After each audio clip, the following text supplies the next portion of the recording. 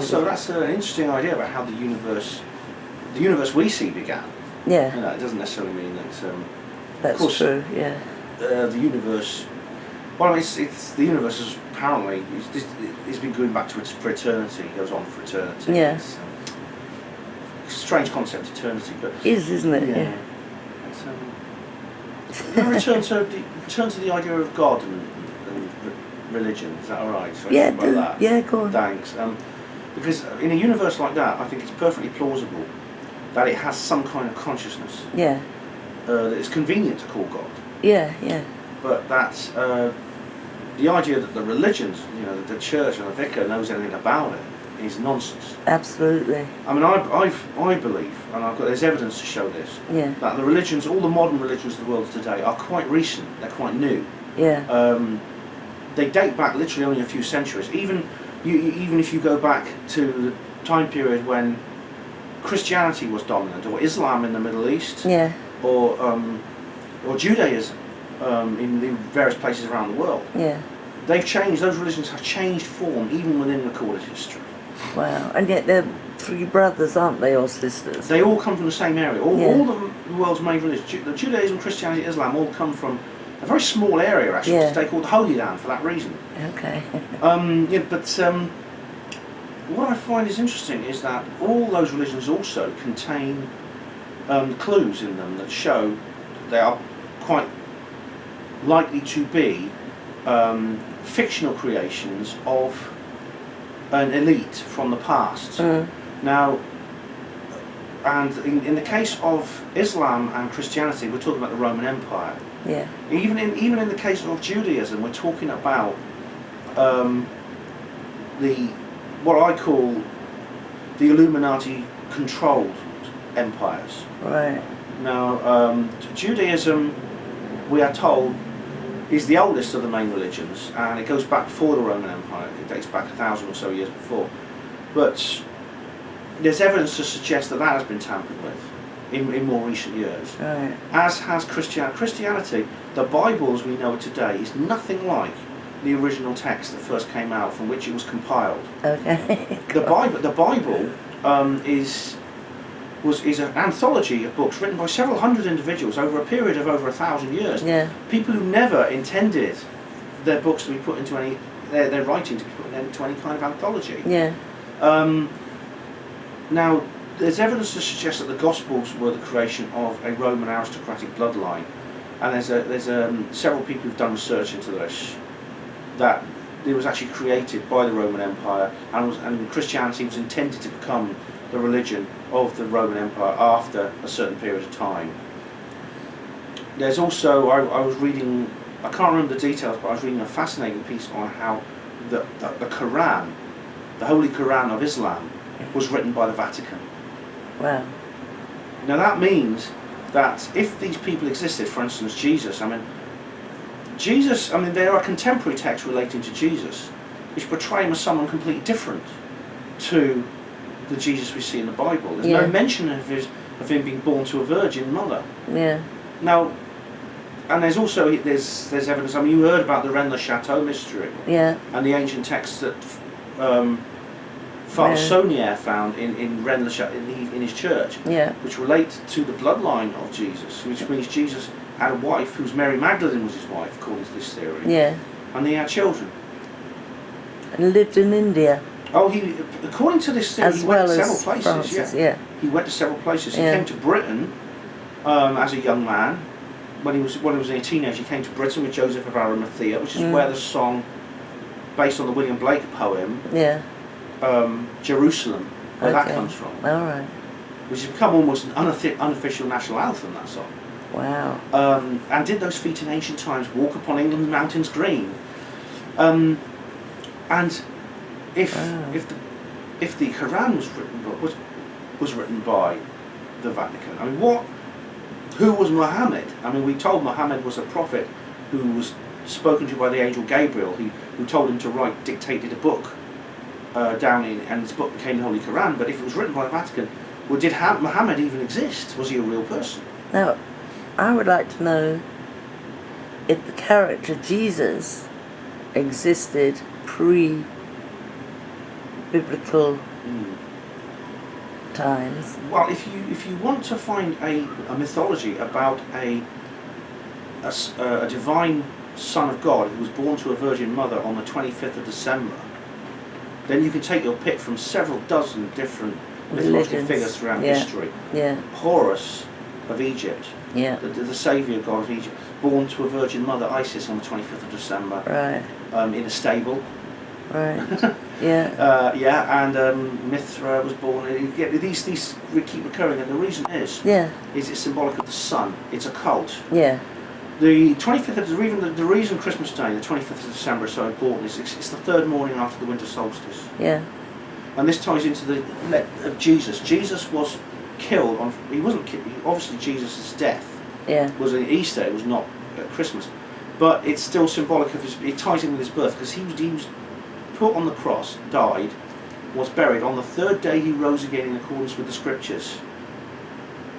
And it's the sun rising again after 3 days in the underworld, according to ancient pagan law. And this is the Illuminati, whoever they are. I say the Illuminati. Other people use different words for this. For the keepers of the secrets, the masters of infinity, those behind the New World Order. They're laughing at it. It's almost like they're having a laugh with us. Yeah. I think it's probably more than that. I think it's probably some kind of energetic power they have by encoding this solar deity into the world's religions. Okay. But not that maybe that the blood provides a different kind of energy. Or something. Maybe. I mean, the Catholic Mass is essentially a blood sacrifice. It's Yeah. what you eat. I mean, in Catholic, I'm from a Catholic family, and Me too. there's no doubt that the belief is. I know in the Anglican Church it's different. It's to do with this thing they call the transubstantiation. Yeah. But in the Catholic faith, they still believe literally that the bread and wine become the body and blood of Christ, and you are consuming them. Transfiguration, is it, or something? Transubstantiation. That's it. Yeah. And I mean, if for instance the priest finds that someone spat out their bit of Holy Communion, the Blessed Sacrament, he'll eat it himself. He won't just sweep it up and put it in the bin because he believes it's the body of Christ. Now this is interesting. This is almost cannibalistic in effigy. Yeah. Of course, for the Catholics, it's not even effigy. So, this is such a big subject, but I mean, I do feel that they're encoding these things are put in for a purpose. They could easily randomly, if they wanted to, generate a religion. The Illuminati could develop artificial religions randomly. They could say, you have to believe in this flippity gibbet patang patang biscuit barrel god, and who was born on the 19th of June and died sometime after that August bank holiday, and things like that. And he was called Johnny. They could do that if they wanted to. Yeah. But no, they don't do anything randomly. They have to encode this solar symbolism into it. Yeah. I don't know if maybe on one level they're having a laugh at us and they think, poor the goyim, the sheeple, whatever they could choose to call us. Yeah. They regard us with enormous contempt. Yes. The Illuminati are not human in the sense we call human. They are spiritually they are very, very different. Even racially they are different. They may look like us, but they are inbred. They have been breeding independently of the rest of our species since before the beginning of history. Probably since the time of Atlantis in prehistoric times. So they are racially different to the rest of us, even if they look like us. And they are spiritually different. I mean, they have. David Icke says that they are reptilians.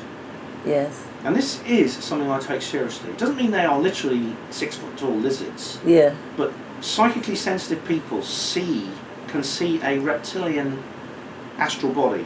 Yeah. It looks like a humanoid reptilian form, and it is symbolic in the way our minds perceive these things of this particular spiritual entity, which is a part of our universe, a part of our world. Yeah. And it may not just be them. I mean, I've been looking into the the phenomenon of psychopaths and psychopathy. Yeah. Oh God. You know, and there's no doubt within the elite bloodlines and the elite group, they exhibit psychopathic tendencies. Yeah. And unfortunately, psychopaths are not confined to the elite group, and most people at some point will encounter somebody who will be extremely destructive to them, their lives. This could be your husband or wife, it could be your boyfriend or girlfriend, it could be a friend, it could be even, the worst case, it could be a member of your family. Yeah. But they will appear, on the one hand, they will be able to project a mask of sanity, which is the title of a book, actually, a 1941 book, which is the first ever clinical psychological study on psychopathy. Good God. They're not all axe murderers.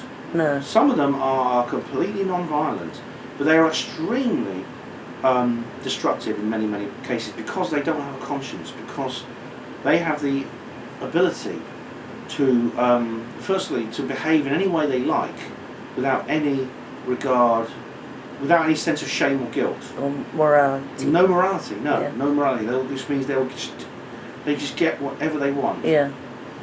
They tend to be shallow and superficial, and this is mostly material goods. Yeah. It could be money, it could be sex, it could be any other kind of exploitative way they can get something from you they want. Yeah. And they'll lie through their teeth, and they're very good liars because they don't have this sense of guilt. They don't feel any shame about deceiving another person. Yes. The only thing they're worried, the only thing they're concerned is, can I deceive this person or not? Is this person someone who can be deceived or not? And they have no fear of the future. They have no sense of regret for anything that's happened in the past. They have no fear. They live in the eternal present, so they don't fear anything. This is why you can't threaten them with punishment. The serial killer Peter Kürten, a German serial killer, was executed. He was hanged after his trial, where he was found guilty of killing a number of women. And he said, well, could I have my head cut off instead of being hanged? And they said, why? And why do you want that? And he says, I'm just curious to know what it would feel like. Good God. He seemed to be completely unaware of his impending death. This is what I mean by living in the eternal present. All right. And this means there's no regrets about the past, no fears for the future, no dread of punishment. Wow. Doesn't matter if you bring back hanging, they'll still continue to do what they do. Yeah. And like I say, most of them are non-violent. And now, all cultures have an idea of the psychopath. And one of the most common things, in our culture we call them psychopaths. Now, in indigenous cultures which have not been stripped of their spirituality by the Illuminati occupied empire, you will hear those people, maybe the Red Indians, or the Eskimos, or the people of India, or the ancient Tibetan mystics, or the South Sea Islanders.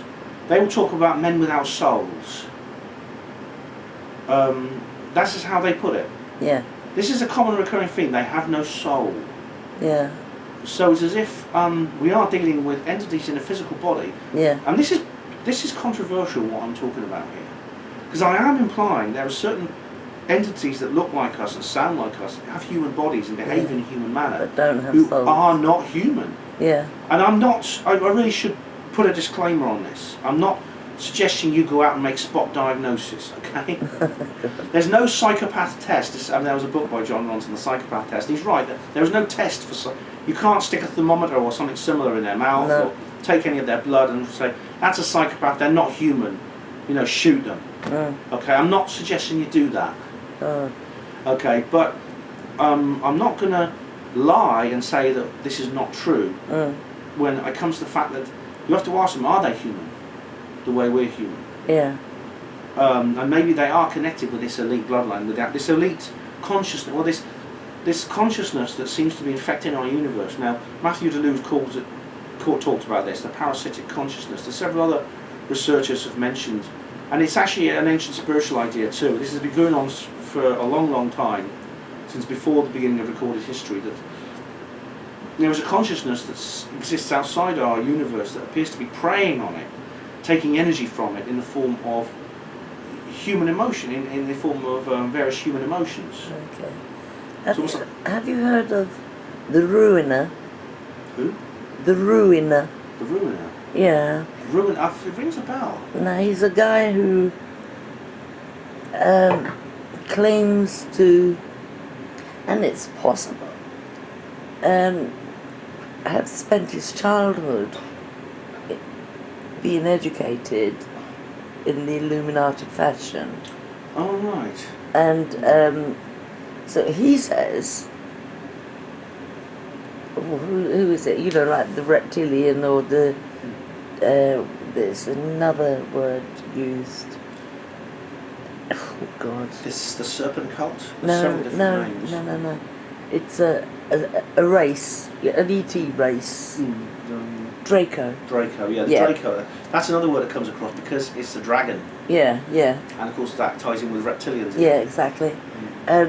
So the Draco, they are at the top of the whole thing, and they created a phenomenon called the parents, and there are only a few of those around, and the parents created covens underneath them, and then underneath that is the rest of us. Yeah.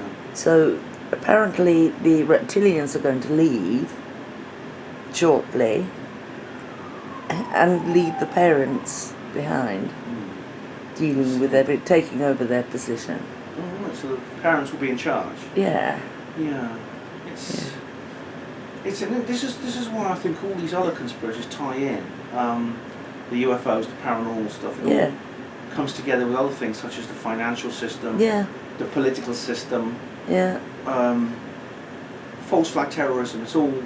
Yeah. Done. I mean, even they have to do it symbolically for that. I mean, it may be an energetic effect. For instance,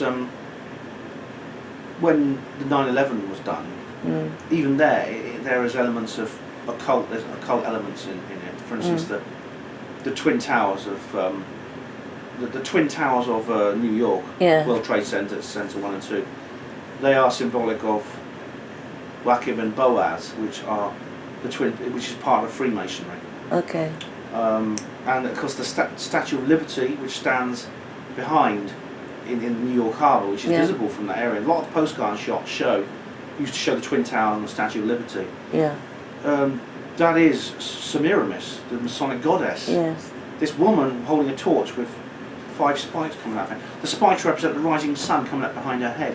The torch is symbolic of this secret society network. I mean, how many Americans know who that woman really is depicted in the statue? How many have even asked? They just call her Lady Liberty, the Statue of Liberty. Yeah. This was created by. It wasn't built in America. It was built in France. It was designed and built in France and shipped over to America. A copy, a facsimile, or a quarter-size facsimile of the Statue of Liberty stands in Paris, not far from the Eiffel Tower. Yeah. Paris is the world's biggest Masonic temple. Good God. Not Switzerland. Oh, well, Switzerland may be another one. I mean, Washington DC is of course, again, you see these bloodlines. You see obelisks, which are a male sexual symbol. Now, Paris has standing in it an original Egyptian obelisk, and as has New York's, it has one. Washington DC has a modern obelisk built, which is the world's biggest obelisk, 555 feet high. It's an enormous male sexual symbol standing up in heart of Washington DC. I mean, it really has made my eyes water. Yeah, I mean, it really makes me feel inadequate, you know.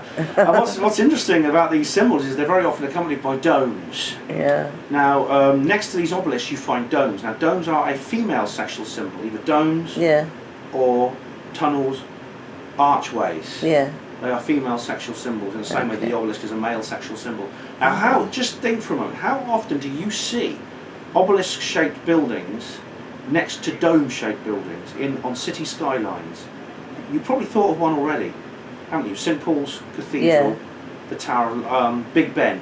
Yeah. In Oxford, we have St Mary's Tower, and next to it is the Ratcliffe Camera, and that's part of the Dreaming Spires postcard view. You see this dome and an obelisk. It's the sexual act.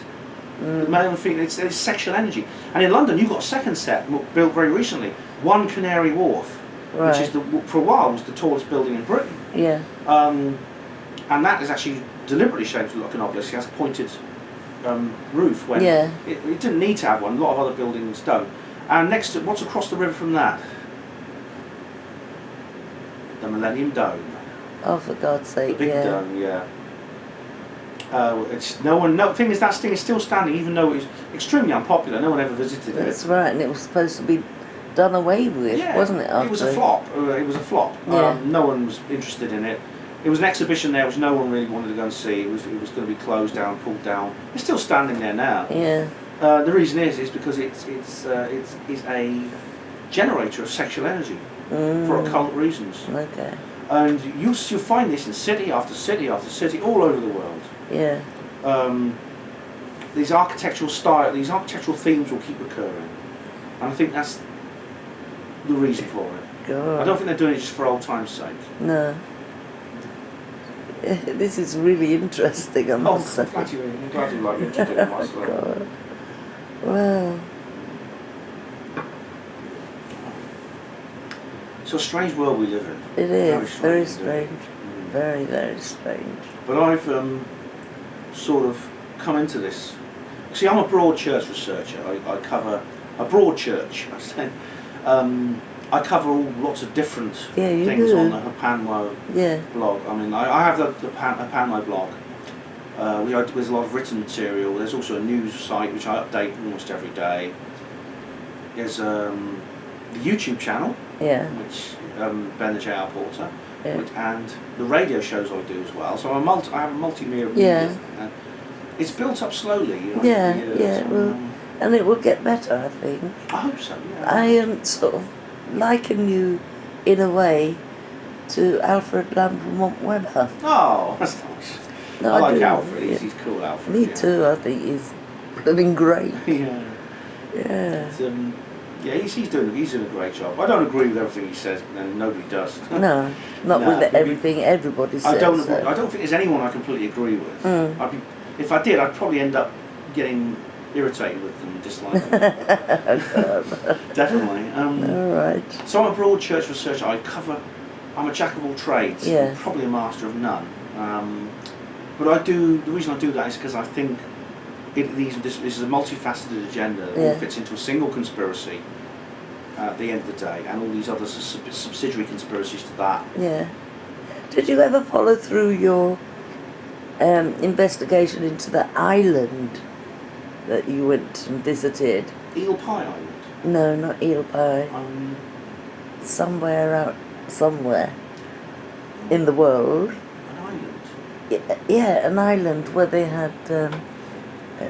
We discovered afterwards, or I don't know if you did, but I discovered afterwards that there was a lot of incest going on there.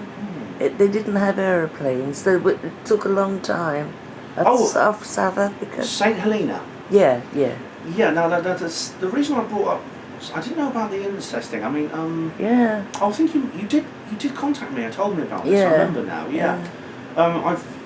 I first started learning about St Helina, and I became very interested in it because this is one of the remotest inhabited islands on Earth. Yeah. It's in the South Atlantic Ocean, and the nearest land is the coast of Angola, Africa, and that's about 1,500 miles away. And the reason I got involved in it wasn't because of what you were talking about, but it's because I found the story of the island poignant because as remote island communities tend to do, it's developed very independently. It's developed its own unique culture. Yeah. During the time that it's been around, it started off as like a stop-off post for ships.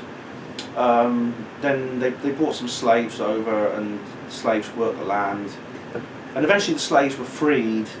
Some of them moved out. They went to Africa. Some of them went somewhere else. The people there have developed a very independent kind of like unique culture. They're mostly descended from these early British settlers and from the slaves from Africa. Yeah. And they're now a community which has its own. They speak in their own unique accent. They have an unusual accent, and there's no way you can get to and from the island except by a long ship journey. Yeah. This is why when Napoleon Bonaparte was captured at the end of the Napoleonic Wars, after he was deposed in France, the British actually took him like he was too important to kill. Yes. They decided they couldn't kill him, but they had to put him somewhere where he could never escape and never cause trouble again. So they put him on St Helina, and he lived out the rest of his life on St Helina. Okay. And the mansion where he lived is still there. And there's a tortoise that lives in the garden. Apparently it was around when Napoleon was there. It's still alive today. Wow. Which is amazing. But I think the reason I found St Helina poignant was because they're about to put, well, they're building it now, an airport. They're building an airport on the island. Yeah.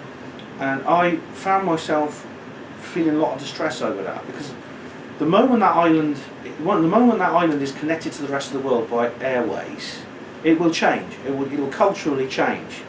A lot of its uniqueness will be lost. Now, I don't want to be too negative about that, because I don't live there, and I don't have to go through what the islanders go through. I have the luxury of being able to feel this way without the consequences of this not coming to pass. The islanders don't have that luxury. The island of St Helina, the saints as they call themselves, are in a lot of trouble. They have an economy that can't support itself. The island is basically being subsidised by our tax money through the British Commonwealth. Wow. They're part of the British South Africa, the British South Atlantic Protectorate of St Helena, Tristan da Cunha, and Ascension Island. That's what it's called. It's a territory. It's a British overseas territory. And it is being subsidised by the Foreign Office. The St Helena can't support itself. And the people there are very poor. There's a lot of poverty on the island. And now, an airport will open it up. I mean, the only way to get to and from the island is a 9-day ship journey from Cape Town, South Africa. Everything has to come in and out via that ship. People, but also food, water, goods, equipment. The island doesn't have its own supply of food, things like that. And the airport could change all that, because it could make it so easy to get to and from the island, and it would boost the economy. So I don't want to be over negative about it, and I don't judge the saints for choosing to have their airport there, but it is going to destroy a lot of the uniqueness of that culture, because we have a global culture in this world, and it's certain features now, and this is getting worse, because I think this is deliberately engineered to create uniformity.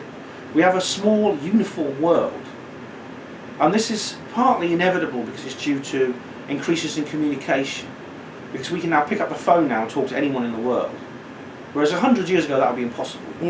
We get on a plane, we could fly to anywhere in the world in the time it will take you to catch a stagecoach or ride a horse from here to Brighton. So again, that means people, communication, travel has opened the world up. Pardon? Got 2 minutes. All right. And so really, that's the sad thing, I think, is that this uniformity of culture is getting everywhere. And that there are a few places in the world that currently are at least partly sheltered from it. And I think it's deliberate. I think there's a deliberate attempt on the part of the Illuminati-controlled government of this world to create a single culture, a monoculture for which they can use the same fertilizer and use the same weed killer, basically. And it's a big subject, and maybe in another film, if I come back for another time and talk to you again, I'd love to talk please, to you about more things. I've got another hour on us. Oh right, I've so just got to change the film mode. Okay. So that's why I do fear for the airport arriving at St Helena. And what's more, some of the saints themselves understand this. I mean, I watched a documentary about St Helena. Some of the people on the island understand what will happen, and they're concerned about the airport coming too. They're concerned about the uniqueness of their island. The fragile. These small indigenous cultures are extremely fragile. It's literally. I mean, look at the people of South America, of Africa, the Indians in America, the Australian Aborigines. Within a decade of contact with the outside world, they were eliminated in their original form. They were killed. They were dead. They were dead. Their culture was gone. They themselves died of disease. And I think that, and I said I think that's deliberate, and it goes back a long way to do with this is where you get into the realm of the conquistadors, because now this happened 500 years ago, but this. Let's stop that.